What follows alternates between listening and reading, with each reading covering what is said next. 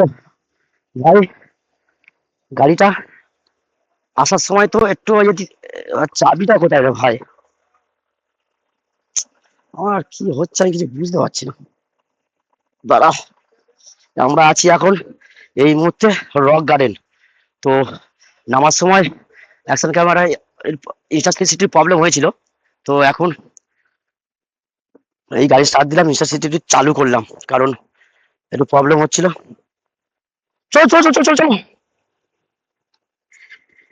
চলো rock garden থেকে আমরা দেখি একটা সাইট সিন টি গার্ডেন বলে একটা জায়গা আছে, সেখানে এই মুহূর্তে যাব। তো চলো ভাই, ফার্স্ট গিয়ার সেকেন্ড গিয়ার,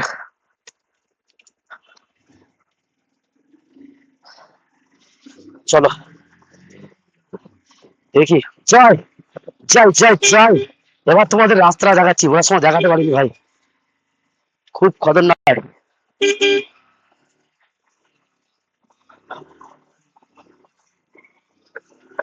রাস্তা, দেখছো? রাস্তাটা দেখো।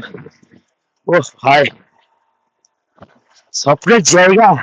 আর এইসব অফ রোডিং ভাই, জীবন সার্থক, জীবন সার্থক। তবে দার্জিলিং এর এই অফ রোডিং কারা কারা করেছো, এই রক গার্ডেনের যে গল্পটা, আমি কমেন্টে জানাবো।